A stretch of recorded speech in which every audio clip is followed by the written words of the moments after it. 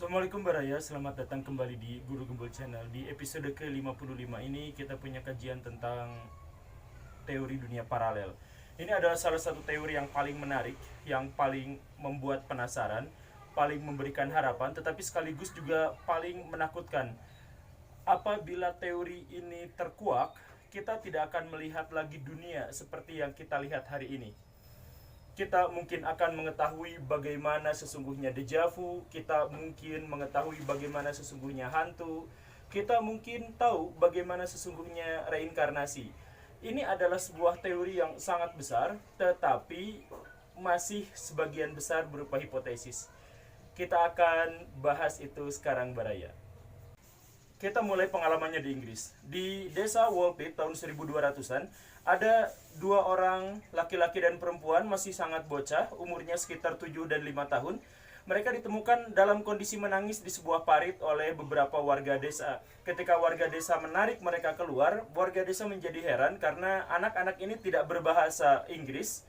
Bahasa mereka asing sekali, mereka berpakaian juga aneh sekali, asing sekali, dan mereka berwarna hijau. Dua-duanya berwarna hijau. Mereka dibawa masuk ke rumah, dan yang lebih menyesakannya lagi adalah mereka juga tidak bisa makan makanan apapun.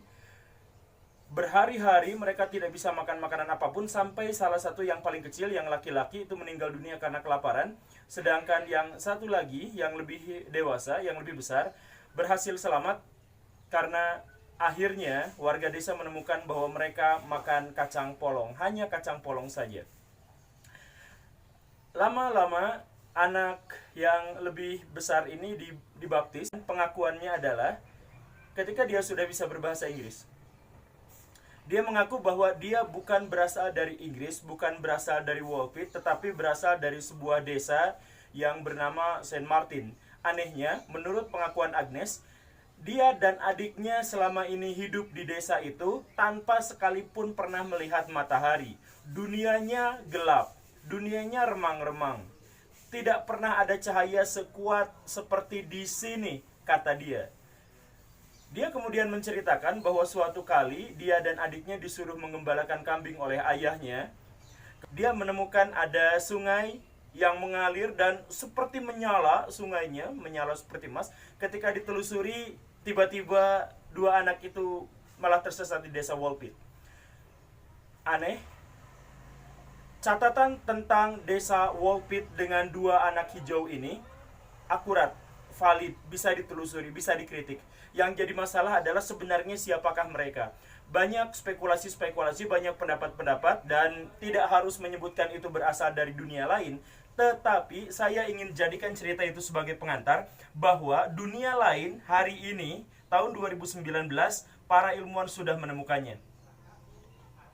Apa itu? Begini. Para ilmuwan di Ridge National Laboratory menyebut bahwa tahun 2009 akhir, berarti sekarang ketika video ini dibuat, mereka sedang hampir akan berhasil membuka portal dimensi ke dimensi yang lain.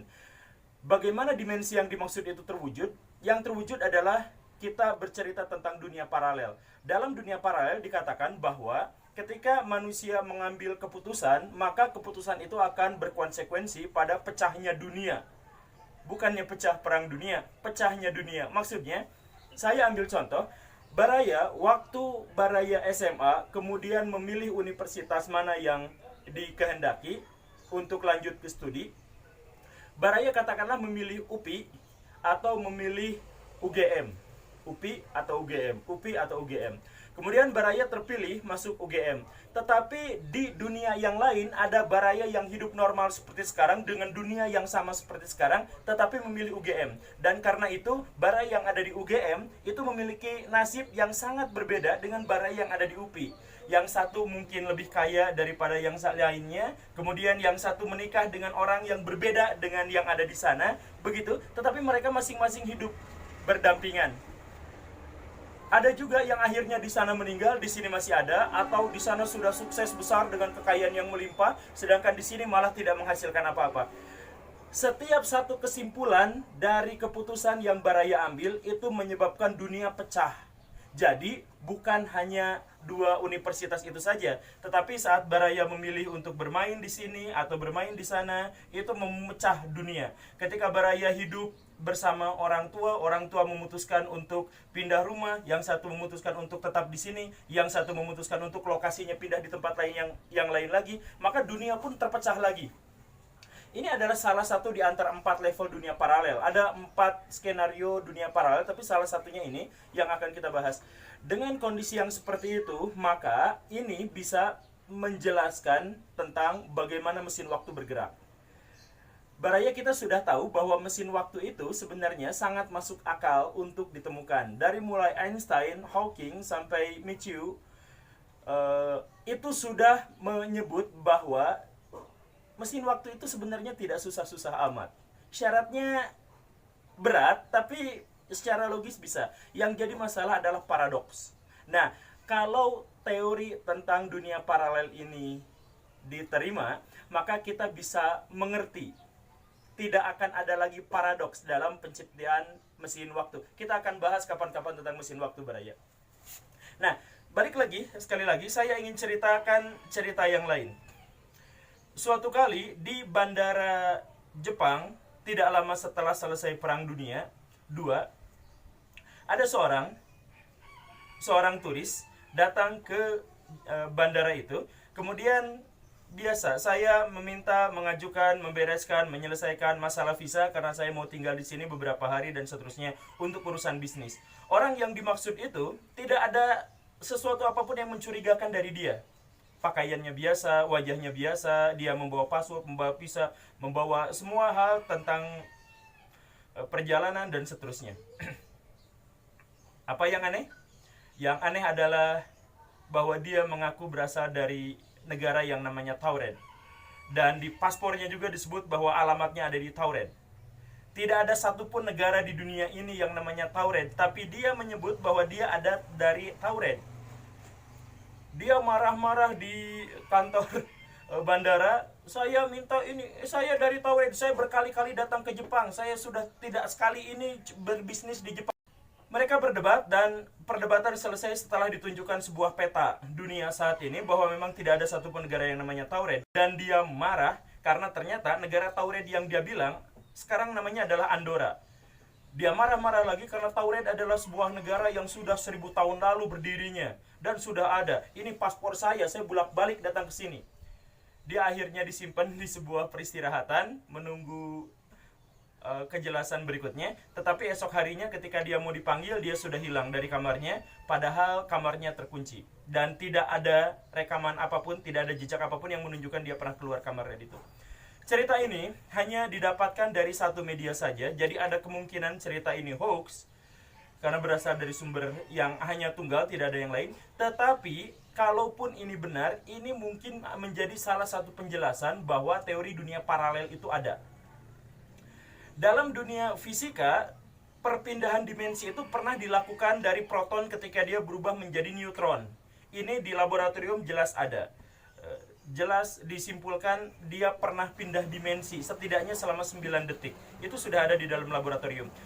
Kalau di dunia nyata kita tidak pernah tahu, tetapi para ilmuwan sekarang akhir tahun 2019 ini rencananya akan membongkar, akan membuka sebuah gerbang yang mungkin akan mengarahkan kita pada pengetahuan lanjutan bahwa di dunia lain, di dimensi lain, kita ini ada, berhimpitan dengan dimensi-dimensi yang lain.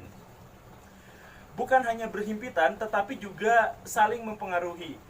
Tokoh seperti Michio Kaku itu menyebut dan mempercayai bahwa deja vu yang kita pahami sekarang, yang sering kita alami, itu adalah bukti bahwa kita pernah berinteraksi dengan kita di dimensi yang lain.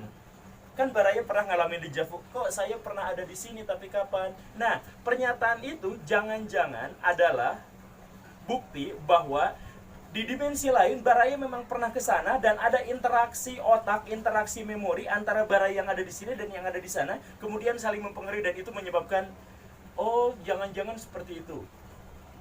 Saya belajar psikologi sedikit dan saya tahu bahwa secara psikologis deja vu tidak terlalu mengherankan. Itu bisa terjadi gara-gara memori bertabrakan dengan persepsi yang terjadi sekarang. Jadi saling melengkapi. Tetapi ini adalah kajian fisika dan beberapa fisikawan besar menyatakan seperti itu. Jadi kita lihat perkembangan selanjutnya seperti apa. Di dunia yang lain, di dimensi yang lain, kita akan tahu bahwa Australia ternyata adalah bagian dari Indonesia. Seandainya, kita sedikit bahas tentang butterfly effect. Seandainya Turki Utsmani atau Ottoman Empire tidak pernah menaklukkan Konstantinopel, atau dia gagal menaklukkan Konstantinopel, maka hampir pasti Australia itu adalah bagian dari Indonesia. Termasuk juga mungkin Selandia Baru. Kenapa seperti itu? Ya, tentu saja karena orang Eropa tidak akan menjadi semaju sekarang. Orang Eropa tidak akan menjajah, tidak akan menjelajah dunia dan akhirnya memiliki negara-negara, menciptakan nasionalisme-nasionalisme versi mereka sendiri. Seandainya Ottoman Empire tidak pernah menduduki Turki, maka orang-orang Eropa sekarang sama miskinnya dengan orang India, maaf ya, dengan orang Cina sekarang, bahkan mungkin sama dengan orang Indonesia. Dan Amerika, benua Amerika yang kita kenal sekarang, mungkin adalah negara-negara kecil, terdiri atas negara-negara kecil atau dikuasai oleh Cina. Kita tidak pernah tahu, di dunia paralel yang di luar sana, mungkin kondisinya seperti itu. Jadi wilayah Indonesia luas. Atau kemungkinan yang lain, mungkin Indonesia bukan besar seperti sekarang, tapi terdiri dari negara-negara kecil, Jawa, Sunda, Maluku, Papua, dan seterusnya. Mungkin seperti itu. Tidak ada yang tahu. Yang jelas, setiap satu detik, setiap satu kesimpulan dari keputusan yang kita ambil, itu akan menghasilkan konsekuensi dunia yang terpecah. Maka kita sekarang sedang berhimpitan. Ini satu teori di antara 4 teori paralel ya. Satu di antara 4 level teori paralel. Maka kita sekarang sedang berhimpitan dengan dimensi-dimensi yang lain. Semakin banyak, semakin saling tumpang tindih, dan mungkin ada kebocoran-kebocoran sehingga kita bisa membongkar gerbang dimensi untuk sampai ke dimensi yang lain.